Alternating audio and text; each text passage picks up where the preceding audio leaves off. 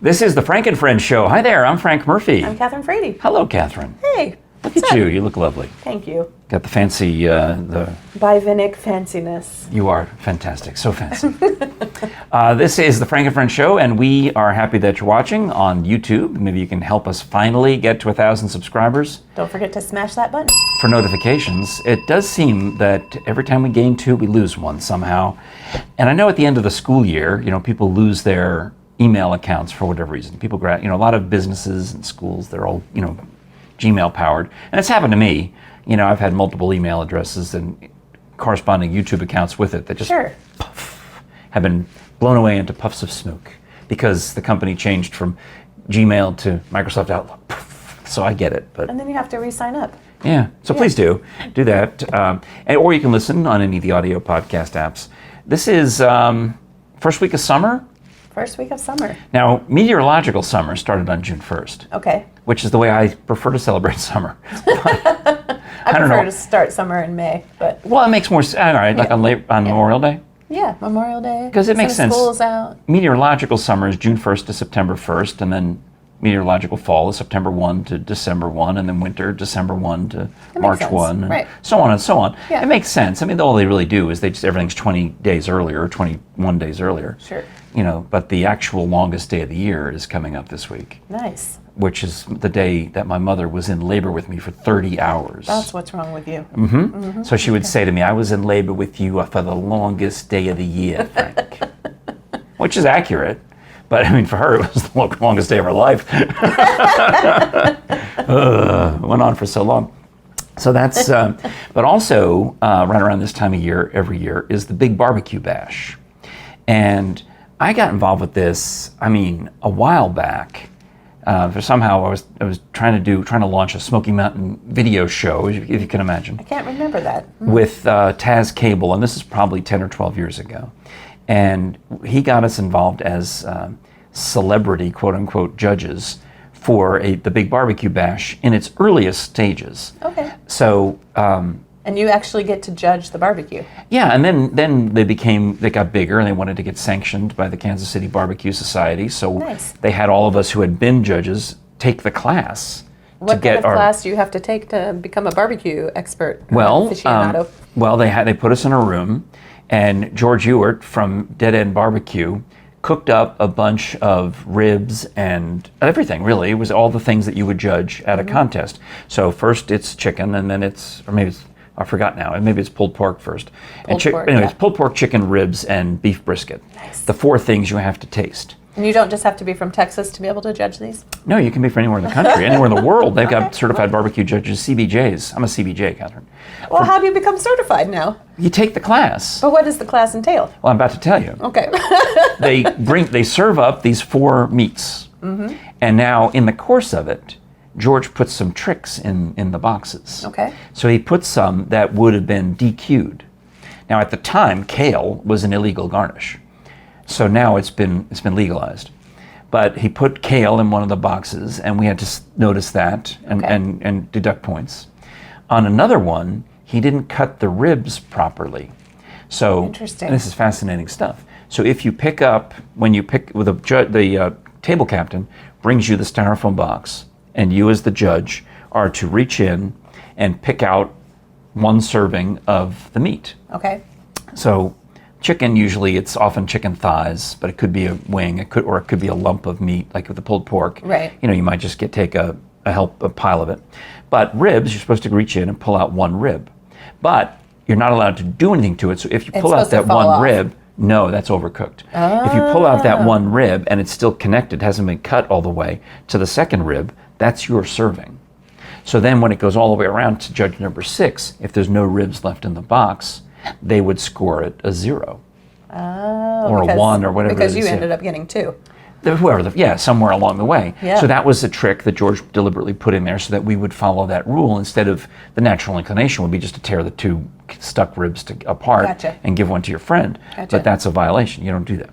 Gotcha. Anyway, so all these things, he put basically every trick in the book, and we had to notice all these things, and we got, there was a lecture, and we got, basically you learn all these little things. You learn about how the rib should not fall off the bone, but should pull away cleanly with your first bite. There should be moisture on the bone that air dries fairly quickly. So it's kind of interesting, right? Yeah, that's fascinating. So there's a whole handbook, a whole guidebook. In fact, they just sent an email the other day saying that not only should I get not exactly recertified, but there's a new super CBJ or something like that, some additional classes you can take. Now, can anyone get certified? Well, you got to pay the fee, but yes. How much is it? I mean, I'm curious. I think it's been a long time since I was certified, but at the time it was like $75. That's not bad. To take the class, and you get to eat all the food, yeah. while you're there. Yeah, it's like going out to dinner. That sounds fabulous. It is fabulous. Certified. You should. Yeah. Well, you get the bull sheet, and that's the newspaper, the KCBS newspaper, and it's got the listings of classes where you can get certified. It's got all the upcoming contests where you can apply to be a judge. Nice. Yeah. So as soon as you become certified, then you can judge the barbecue contests all over the country. There's more certified judges than there are openings. So you've got to watch and pick one, and you've got to send in your application months in advance. But I mean, and hope I just you get put chosen. opera singer, barbecue judge. You know what I mean? Like, who doesn't want that? Well, yeah, but it's not necessarily judged on merit. Well, it's judged on, let me rephrase that. The meat is judged on merit, but the application process to choose the judges is first come, first served. So you got to get in there and be one of the first, and then once it's full, and you're done. So then they may have an alternate or something, or maybe you end up being the table captain. I see. Yeah, that which I had to do one time. Well, it's hard because you've got to serve the food to everyone at the table. I see. But you still get to go to the grazing table afterward and eat the leftovers. That's nice. Because if you're smart, instead of putting 6 ribs in there, worried that 2 of them might be stuck together, you maybe put 7 or 8 ribs in there. And so there's one left over for you. Mm-hmm. One left over for the table captain or for whomever. Nice. Yeah, if you're smart. Now, does it taste different on styrofoam versus just like cardboard box? They give you a paper plate, or actually a placemat. With spaces, and you drop your 6 meats. So because you don't just judge one rib. There's 6 boxes that go by, and you have to take 1 rib from each of the 6 boxes and 1 piece of chicken from each of the 6 boxes. So you've got these 6 pieces of meat on the table in front of you, and you lay them down on top of this marked. It's a good day. Placemat, and you have to. And then you write your score down. You taste it. And it's based on 3 things. You're based on appearance, texture, and taste. Nice. And you do all that. You give it the scores. Nice. Hand in your scores. That's fantastic. So I haven't had a chance to actually be a judge at a contest in several years because of work schedules. I ended up becoming the radio sponsor of the Big BBQ Bash. So I was doing like a remote broadcast or had to do something else. Nice. But times have changed, and radio sponsorships are few and far between. Few and far. I mean, because you have to have, in order to do that. I mean, I'm not talking about any particular station, but you have to have live DJs who are able. Right, and who has live DJs to do the remote? So the Big BBQ Bash turns out, and they're very lovely people. It benefits the McNabb Foundation. Nice.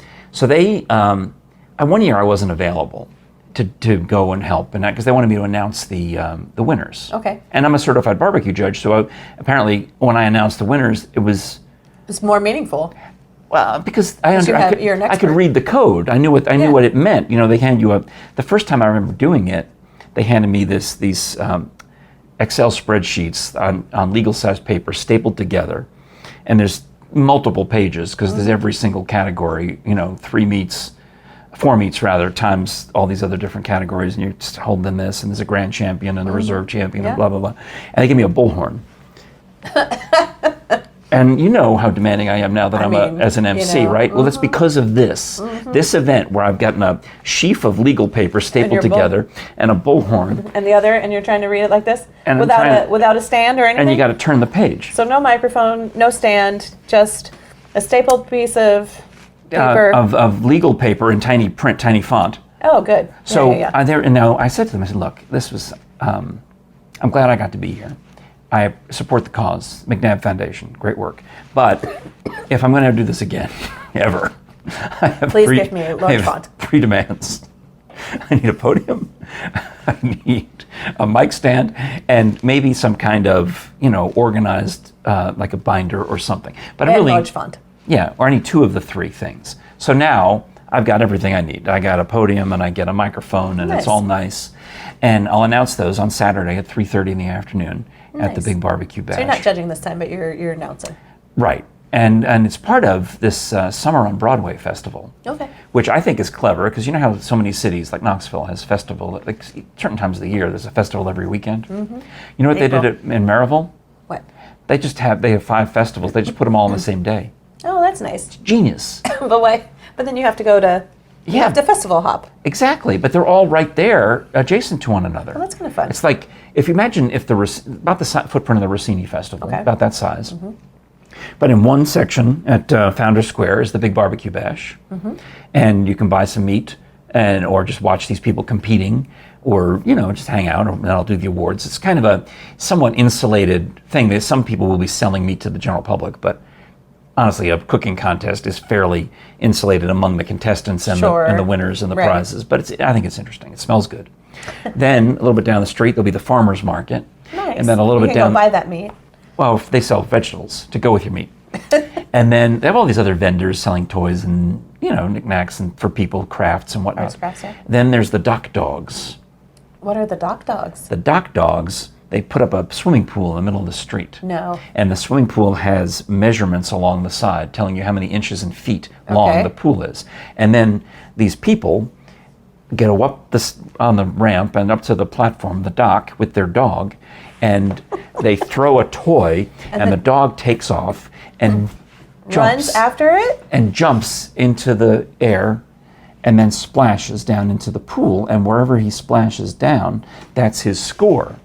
So they have heats, and it's like a swimming meet or a track meet or anything for dogs.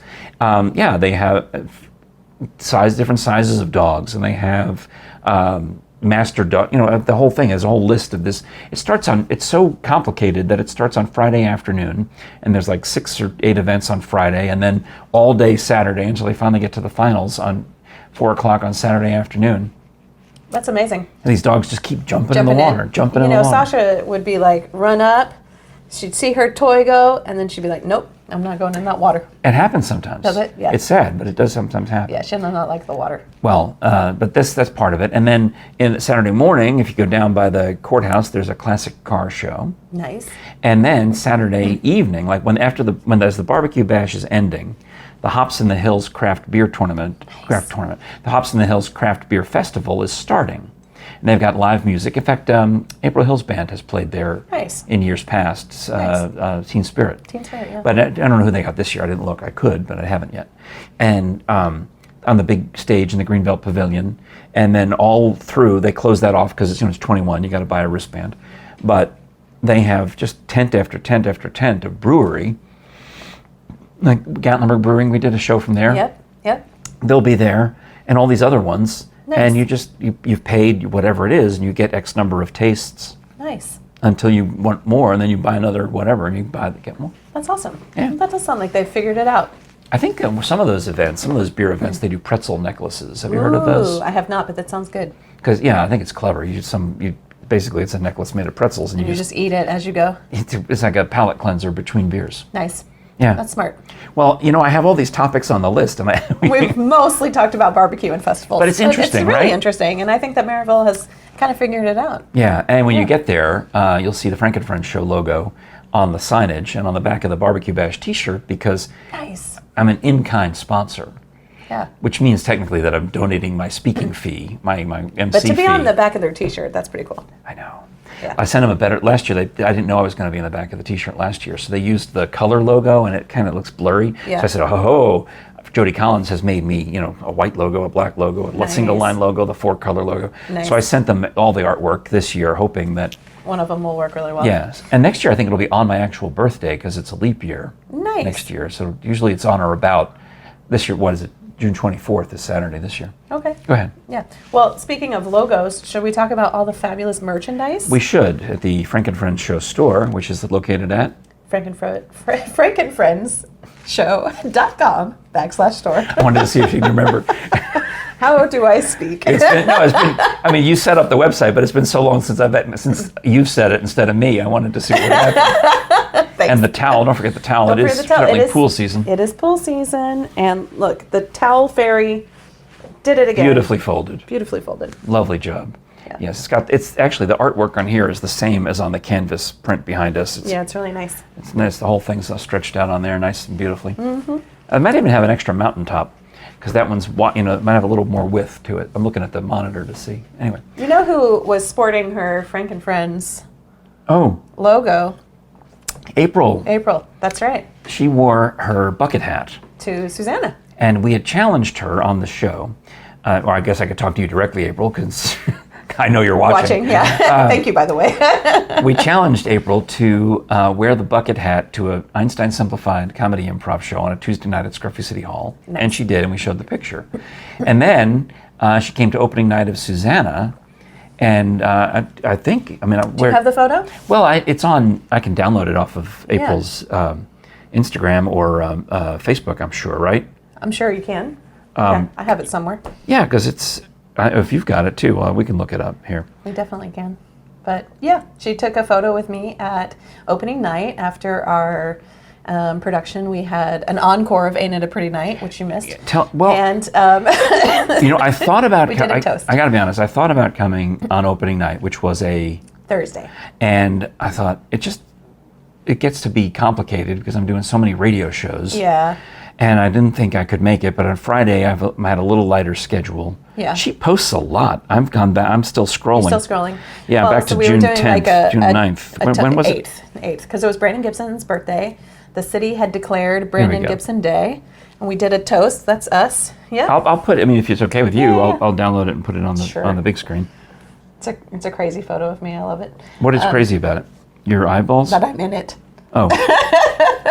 you have Susannah eye makeup. It's a little different than you usually wear, right? That's all right. Okay. But yeah, so that was fun. She showed up. I was like, "Where's your hat?"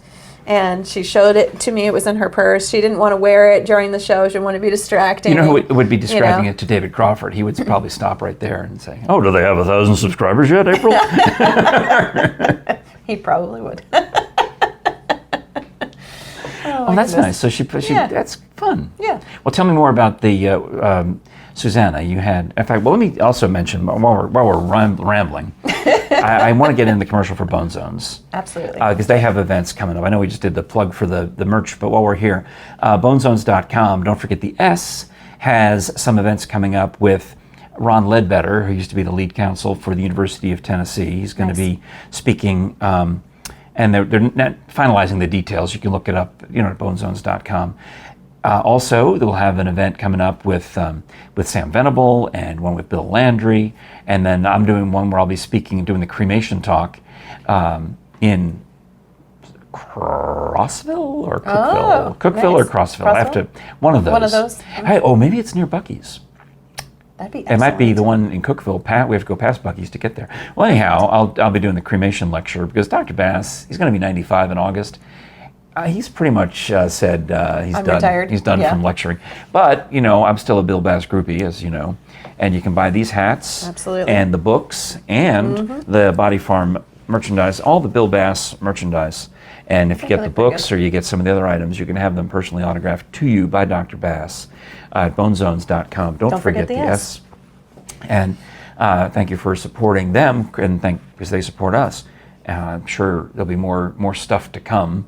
We're working on a couple of other ideas where, like involving maybe Cherokee Caverns or, some stuff. Nice. That's exciting. So bonezones.com, get all the Bill Bass books. In fact, I'm telling you, before he completely retires from autographing, because right now they still go over to his house every couple of months and have him personally sign stuff.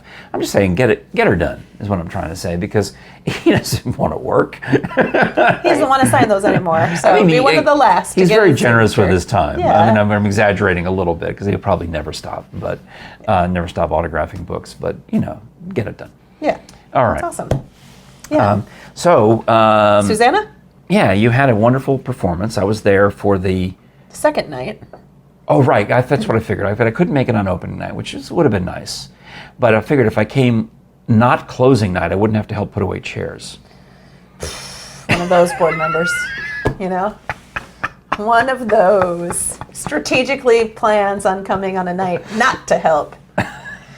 I was exhausted, Kathryn. I was exhausted. And I'm not, I know you are, but you've got Don't you have people? I have people, yeah. How did it go on Saturday? It was great. I mean, actually, that was probably our best performance. Mm-hmm. You know, I mean, every night we had a lot of attendance. Like, people really liked the show, the good energy. You know, the opening night was special because it was Brandon Gibson's Day. birthday. And you had it declared Brandon Gibson Day. We did, yeah. And the county commissioner came out and read the declaration, and so that was very special. We did an encore performance of Ain't It a Pretty Night, which, I mean, means I sang Ain't It a Pretty Night again. Yeah. And actually, one star showed up in the sky. Oh. You know, during that, so that was fun, and all the fireflies are out, and it was beautiful. And we did a toast, and then I have to tell you, I liked the show. I mean, it's the first time you've ever liked one of our shows. No, I like Tosca a lot, and I liked them all in the Night Visitors. You know, here's the thing, and I hate to say here's the thing because that's a crutch, but anyway. Here's the thing. I made a joke, but it was 100% true what I said, but I said it in what I thought was a manner that it would get a laugh, and we're talking to that wonderful tenor Joseph McBrayer, who played your brother in the show. Sam. And I didn't know this, but we were sitting next to his parents the whole night. They seem lovely. They do seem lovely, and I kept telling Jere, I said, this is so weird. How many times do we go to a show? This happened to us one time in Bismarck, North Dakota. It was the 4th of July, and we needed something to do, and we're driving through to get, on our way basically to Mount Rushmore and all the other things, but we're in Bismarck. So I look up, and the Bismarck Symphony has their fireworks and show. Nice. So we go there, and we're camped out on the lawn, and it turns out we're sitting next to the violinist, one of the main violinists. That's fabulous. Her parents, not her. Because she was on the stage. Right. Yeah, that would have been weird. Then we went to an opera a concert, not even an opera, it was an opera-themed concert in Chattanooga. And where do we end up? Next to the parents of the kid who's up there is the pianist. I remember. And on the other side of me is the wife of the baritone. Right. I said, how do we end up sitting next to always... Craig's wife. Mm-hmm. Yeah. In Chattanooga, but here we are, and Joseph McBrayer's parents are sitting next to us. So I'm talking to you and Joseph, and I'm all kind of buzzing because the music was so pleasant. And I said, you know how I am, Kathryn, now I hate that atonal bleep. And I said it, like apparently I said it with such vitriol that it wasn't even funny. I mean... Everybody knew I was serious. I was trying to get a laugh. You're trying to be like serious and funny at the same time. Yeah, because I was trying to, I don't normally, I was doing the shock joke, right. Like a comedian will sometimes drop the S-bomb to get the shock value, and they're just, so maybe they weren't agreed. Maybe that's what it is. Everyone just said, oh, of course. That's a nice way to think of it for yourself. Way to dig yourself out of that hole in your own mind. But it's just some of that. I mean, and it's not opera necessarily. It's a lot of modern music is deliberately. It's like modern art. Sometimes it's deliberately jarring to the eye, or like that guy. I don't know what's his name, Rothko. I mean, seriously, anyone with a box of Crayola crayons could make that painting. It's a red square and a green square, and it's worth millions of dollars, and there's nothing to it. Right. But because he did it, it's worth $1 zillion. Well, I was really happy that you liked the music because Carlisle Floyd, the first time I had an experience with, that's the composer, his music was on a different opera called Sassy Tree, which, fun fact, our fabulous maestro, Andy Anderson, he conducted that show. Oh, that you were in it? I was the stage manager for an assistant director a million years ago. Uh-huh. So we only do Carlisle Floyd opera together. But that piece, was a little jarring to me when I was first listening to it. So I was really pleased because, as I've mentioned before, I don't know the difference anymore. It all sounds right. You have a wide repertoire. Yeah. So it was really nice. It was really nice to hear that you thought that this music was nice. That's why I'm looking forward to when you do a Puccini piece next year because I'm counting on good old Puccini to save my eardrums. Well, did you like the Doctor and the Devils in the workshop with the? I liked the part that wasn't atonal. Right. Okay. I mean, there was an aria that was deliberately, it's like. Again, it sounds all normal to me, so I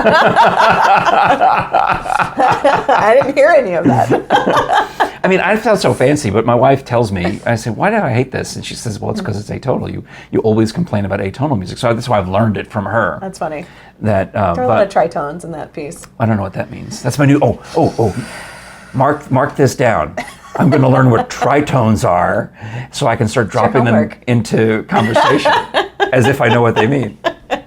They're just these really weird intervals that you have to learn to sing. They're Okay. horrible. Don't ever do it. Well, you mentioned that I am on the board of Maryville City Opera. I tried to get off, but they voted me on for another term. We won't let you leave. I mean, there's got to be something's got to come up. Never. Lifer.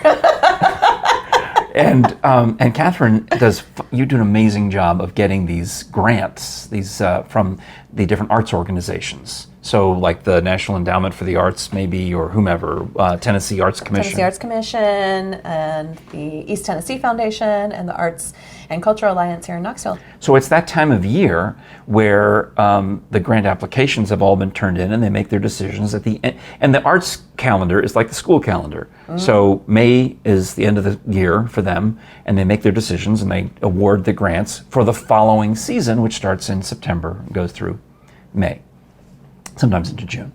So Kathryn is sending out email after email with announcements to the board of another. Yeah, you earned another grant. Thousands of dollars so that you can actually stage these shows.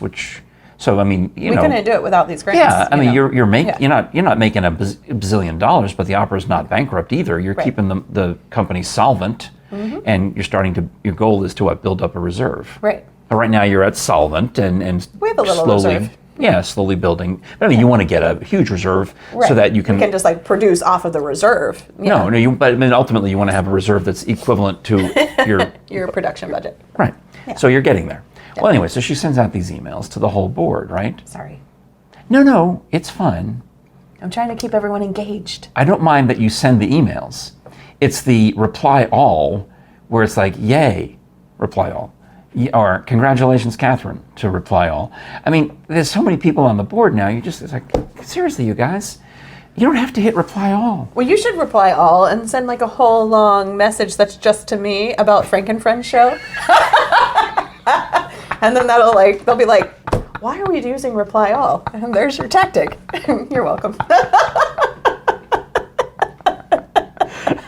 That's great, Kathryn, but I was wondering when you were going to come over and do another video with me, and we're going to see more Smokies and have this going on.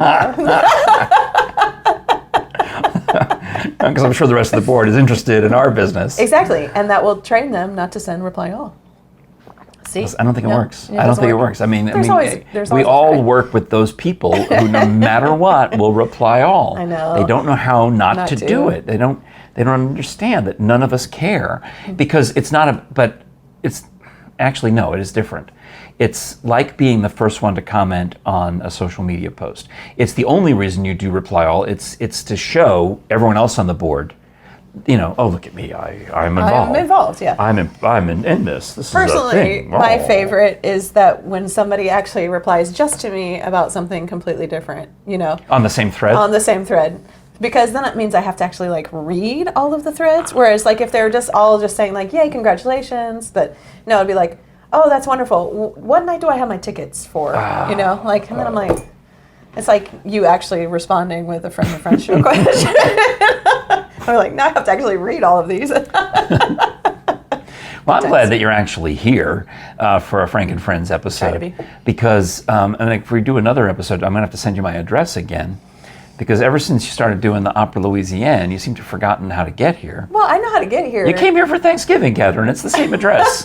I haven't moved. I know how to get here if I drive from my house. No, you don't. You blew right past the exit on the interstate. Well, that's when I was having, a little dementia episode.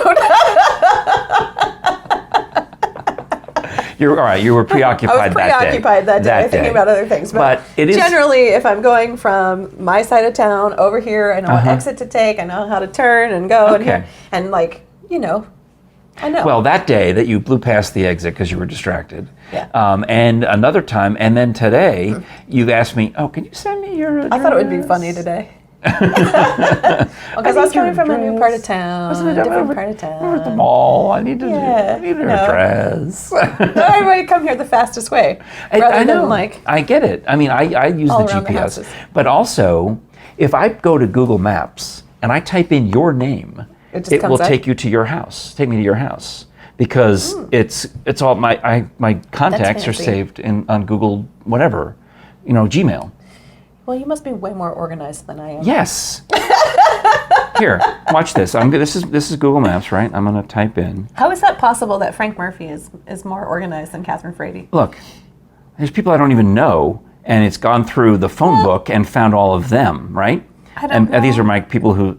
But if I go to you, it's going to take me directly to your house. See that? I do see that. Because, well, this goes back to my radio producer days. Oh. And anytime I get a text message or a phone call from somebody that I need to maybe communicate with in the future, I'll immediately put them in contacts. Because my phone won't ring. If someone who's not in my contacts calls, it won't ring. Oh. That's turned off. Gotcha. So they have to leave a voicemail or send a text going, hey, I'm trying to reach you. this is Robin Wilhoit from Channel 10. Right. We need you to help us with some volleyball, dodgeball. I don't know what it was. It was something down at Thompson Bowling Arena. She says, whoever it was canceled, and we need an emergency, but you'd be perfect for this. Can you help us? So now what am I going to do? I'm going to Robin Wilhoit. I'm going to add to contacts, and now she can call me. That's a great process. You have to do it. I don't have that process in my life. Kathryn. So then, when it comes time to Christmas cards, I find your address and I put it in there. That's very smart. And I didn't know that Google Maps was spying on my Gmail contacts, but they are. Of course they are. Which is useful, it turns out. Yeah, if I put in my own address, it'll drive me back right here. Well, you taught me something. All right. I'll see if I can implement it. Can't make any promises. I'll probably ask you next time for your address. I'll send it to you now. Well, somehow, though, you'll still get the fundraising letter. It'll still get here. And if you've never missed one.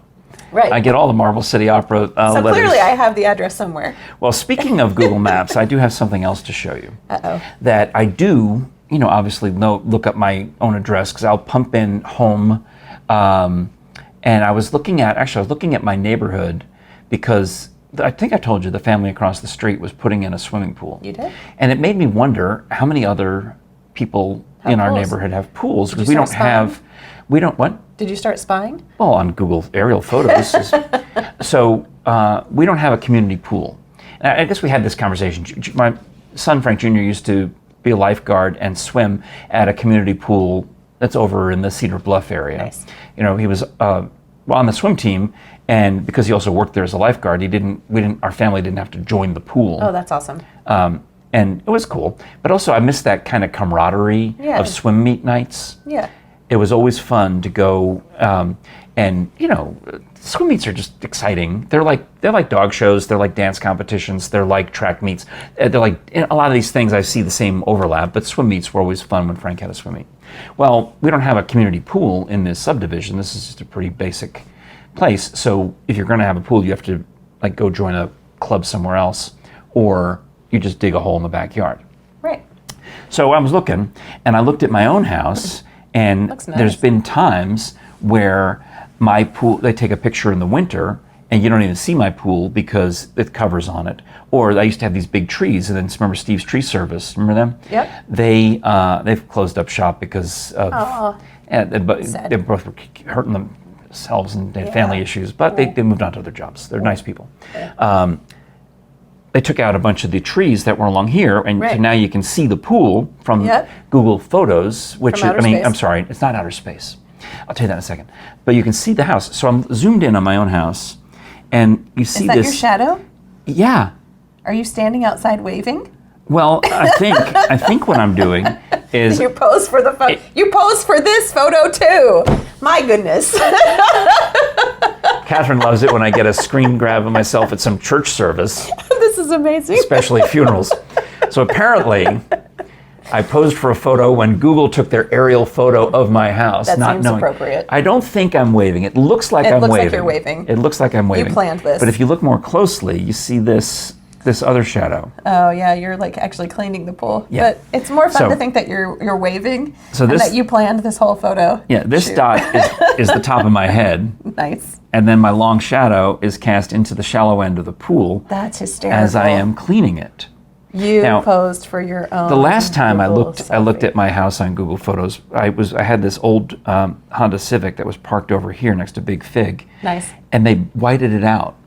That's interesting. Yeah. I mean, why would they do I that? don't know, but they did. They went to the trouble of, and it was very poorly done too. It was obviously just like How erased interesting. with a white, like it looked like they had taken liquid paper and rubbed it on the picture. Weird. But yeah, so there's my shadow on Google Photos. And I thought that was most fantastic. amusing. Well, next time we do a show, I want to have another pool story for you about Okay, because things occasionally die in the pool. And It's always sad. once in a rare while,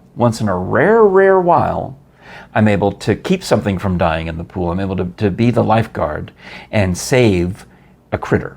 Well, that's exciting. And we have reptiles, we have amphibians, we have birds, we have mammals, we have almost everything out there. And of course, bugs. I can't save the bugs, but there's so many things that will fall into the course of the pool over the course of the years, and I have saved one. Fantastic. And I'm excited to tell you that on the next episode. Guess you'll have to tune into the next episode to find out what that is. And one way to do that is to subscribe via Audible. That you can get all sorts of podcasts by going to audibletrial.com/FrankandFriendsShow. Not only can you hear just dozens and dozens of podcasts, hundreds of podcasts, thousands of podcasts, I never really took the time to count them, but also thousands of audiobooks with new ones being added every week. And now they're doing custom programming. So think about, like on your favorite TV channels that you stream, there's original programming on Amazon Prime, for example. And Netflix. Or any of them, yeah. Hulu. Well, Audible is creating custom audio entertainment that you can only find on Audible. And if you join as a premium member, they give you an MP3 credit every month. So you can download something and you can bank those credits. Some of the audio files are large enough they require maybe 2 credits or 3, but most are just 1 credit. So even during your free 30-day trial, your free 30-day premium membership, you'll get that credit for an MP3 download that you can absolutely download and keep no matter what, whether you continue or not. But once you sign up, it'll just roll over until you tell it to stop. And obviously they are fairly confident that you're going to want to keep going. Yeah, because you're going to want to hear more and more audiobooks and podcasts while you're walking with your AirPods, while you're driving. Yeah. I mean, while I'm floating on Big Joe, which is the name of my floating mattress in the pool, Perfect. I can lay out there and I put my phone in a Ziploc bag. Oh, that's nice. And I can Well, listen and to you can also podcasts. just press pause and put a bookmark in it and then watch it or listen to it on another one of your devices. Or, you can do it verbally. You can tell your Amazon Echo to stop or pause. You can tell your Siri to pause, whatever. Yeah. Because it works on all the things. And like you said, it's a bookmark. It'll pick up when you switch from one device to the next. It picks up in exactly the right spot. That's audibletrial.com/FrankandFriendsShow. And subscribe on YouTube, Smash the button. for notifications. Don't miss any of our episodes. I don't Tell know your friends. Help us get to 1,000. how much longer. You got to give me your calendar so we can book a day for a trip up to the Great Smoky Mountains. Yeah, that sounds fun. Because there's wine to be tasted, there's moonshine and cider to be tasted. Oh my goodness. There's mountain coasters. Speaking my language. There's mountain coasters to ride. Oh. There's a brand new Andy's Frozen Custard that is under construction. I drove by it the other day. They've got So the good. wooden framing up and the Nice. what do you call it, cinder blocks. We got Buc-ee's on the horizon. Oh my gosh. Oh, that so opens many. this on Monday, I think. Oh my goodness. Yeah, I'm pretty sure. That's fantastic. All right, lots to do. So don't miss an episode. We do appreciate that. Tell your friends. And anything else you want to plug? I think that's it for now. Yay, you. This is the Frank and Friends Show. I'm Frank Murphy. I'm Kathryn Frady. And we'll talk to you again next time.